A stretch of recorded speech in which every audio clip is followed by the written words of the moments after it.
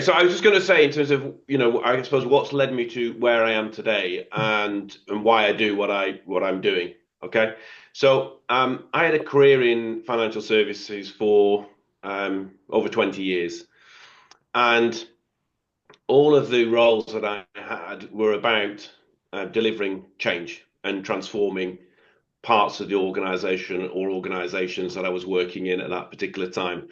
And those changes have been mergers and acquisitions, integrating businesses, integrating teams, integrating systems, divestments in terms of separating, so doing the reverse, restructuring business, so not treading on Colin's toes, but restructuring teams and departments to create efficiencies, create cost savings, delivering growth, launching new products. So all about change and transformation. But 17 years ago, my daughter was born with a congenital heart problem. She's okay, but she has had five open heart surgery operations through her life at Leeds General Infirmary, which is a fantastic organisation. And I've been very lucky in terms of that. I've always travelled for my work and my career, being away from home for long day, for days, weeks. Sometimes setting off on a Sunday afternoon on my travels around the UK and abroad. But one thing I haven't been able to do and won't do is move my family from where we are in Yorkshire, because it's obviously a beautiful part of the world, but also because I didn't want to disrupt my daughter's care by putting my career above that. So I had a decision to make in 2016 when I was at Santander, and that decision was whether to stay with the organisation or continue. And continue would have been moving down to London, something I couldn't do. At the same time, I'd always had a fascination in terms of we doing consultancy work, and having worked with the likes of Bain, McKinsey, and other consultancy firms, I had a curiosity, a fascination about working in consultancy to help me broaden my horizons and work with people from across different organizations in different sectors beyond financial services. So in 2017, I joined Change Specialists, and we help people and businesses deliver change. Now, a question for you. What does change and change management mean? Because change is all around us. And I'll put some quotes up in here, but what does change and change management mean to people on the call?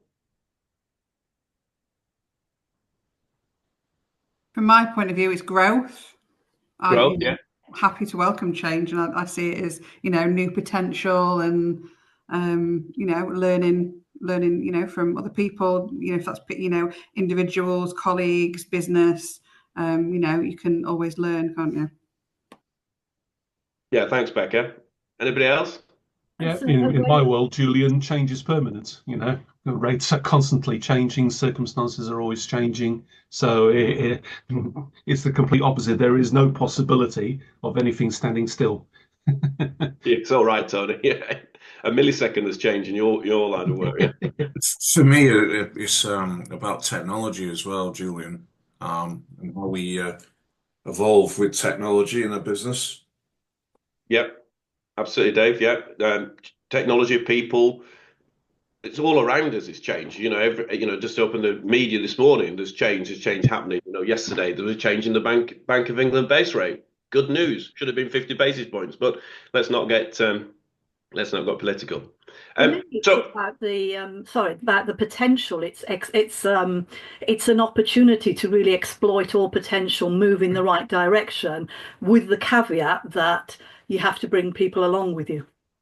So right, Joe. Absolutely. So technology is really important. People are paramount in terms of it's the people that actually make the difference. So just some background here. So we've been delivering change, people in the team, for over 20 years. Business was founded in 2012. We get involved in lots of different change activity, some small, some large. I say simple, mostly complex. It's very much in terms of tailored for the situation and tailored for the client and the company, and ensuring that we are there to help deliver the outcomes and the returns that they want from the investment they're making in change. Now, forgive me, you wouldn't expect a presentation from a consultant without a 2x2 matrix on there. Just to show you where we are positioned in the market. So we're a bit of a hybrid. I'll talk a bit more about that in a minute. Sitting between sort of the management consultants, the strategists, and the system integrators, and recruitment agencies. So we're a hybrid consultancy, and also helping people get access to the skills and expertise they need across IT, digital, and change. So 2 parts really to the work that we do: advice and guidance on one side, and where we help people access those skills and expertise that they need on their projects and programs across their organization. Now, where we provide advice and guidance. So how it started, how it's going. We usually get called in to help when the company's in battle. The program or the projects is hitting difficulties. Yeah, we do get invited in at the start to help set up and establish the change programs, but it's usually from a consultant's perspective where things are going wrong. People describe them as watermelon programs, so green on the outside, red on the middle, and we help reviewing the situation, understanding what has happened and what is happening, and put a plan in place with our clients to get them back on track and a path to green. On the other side of the business, we help by providing access to a range of skills and expertise that clients need along their journey. And this is our flex service. This is where they access them on a contract basis.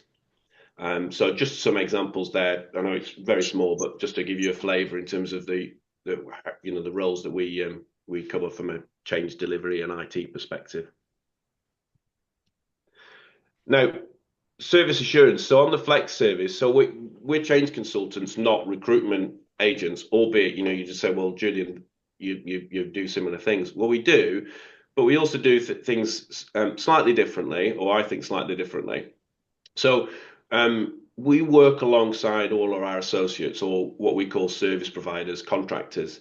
So we get weekly reports from them talking about the services that are being provided. We check in with them on a fortnightly basis to talk about the work that's being delivered. We're there to help, we're there to guide. We're not there to direct, and we're there to support and ensure that they're delivering, they're working at their best, and any challenges that we can support them on, we're there to help. We check through a sort of a formal process of service assurance at the end of the first month, and then quarter thereafter, again talking to the clients, discussing with the clients in terms of how that service is performing to make sure that everything's on track. So it's sort of a consultancy halo around the delivery. And then just an example of clients past and present. So in terms of at the start, when I said I wanted to broaden my horizons, in terms of just to give examples there, we're doing work in the public and in the private sector. I can't get away from financial services. We're still doing work in financial services. But we are helping in the higher education space. We're on a number of government frameworks, commercial frameworks, and for me, very personal to be doing some work in the NHS, and that really is very important to me, as well as in other sectors across property and facilities management and in the legal sector too.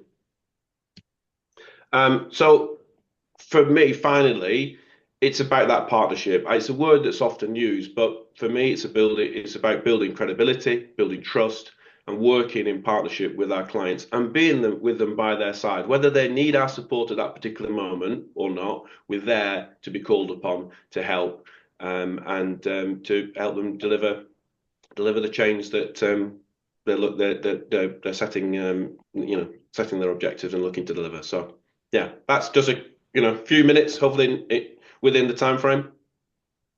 Any questions?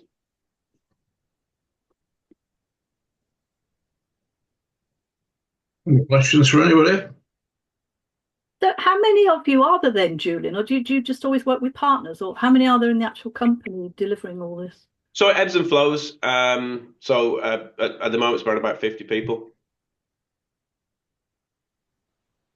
Yeah, I know we did have a one-to-one, but I do really think we should be there's great opportunity for us to work together because of what I can put in on the resilience people side. I agree. Yeah. My question, Julian, is how can the LMPs help you grow your business in terms of professional referrals and what we should be looking out for you, please? So no, thanks, Dave. Great question. That we typically work with CAOs, CTOs, transformation directors, chief people officers, and in terms of organizations, as you've heard and sort of seen, sort of we've got a sort of a range of clients and sectors that we cover. It may be a size thing in terms of that looking at sort of the clients that maybe a 100 or 150 plus business in terms of where they maybe need additional support. Maybe they haven't got the expertise in house, or they have got change plans beyond their existing capacity, or they've got issues and they want to talk to somebody about somebody outside, again, an independent view on the changes that they're delivering. So I don't know if that answers your question, Dave, in terms of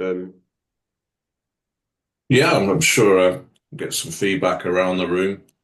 I mean, having worked in a big bank, Julian, people just bury their heads when the word change is mentioned, and assume that you'd work with somebody like Colin, where business recovery, where the business realizes it has to change, or again, I suppose my question is convincing people they need to change because change is it's just a word for a dirty word for everybody. Never mind the directors.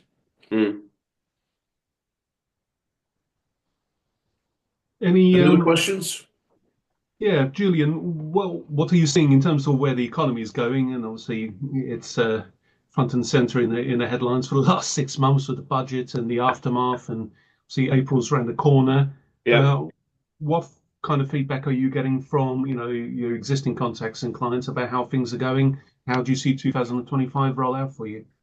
So I'm conscious that we're being recorded, so I need to be careful in terms of how I answer your question, Tony, obviously. I think, look, in terms of 2024, that a lot of people were waiting for geopolitical decisions. They wanted to see the outcome of the UK election. They wanted to see the outcome of the US election, and then the autumn budget.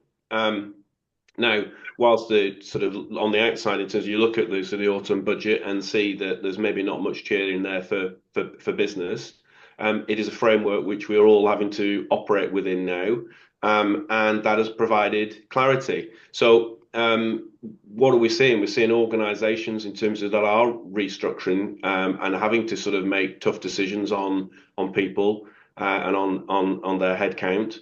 Looking to sort of make savings to recover additional costs which are coming in April. But it also has provided, I suppose, certainty for businesses to invest. And we've seen, organisations invest a bit more than they perhaps were doing in previous years. So, that is happening. But, on the flip side, confidence is weak, so it's still choppy waters, I would say. Yeah, makes sense. Thank you.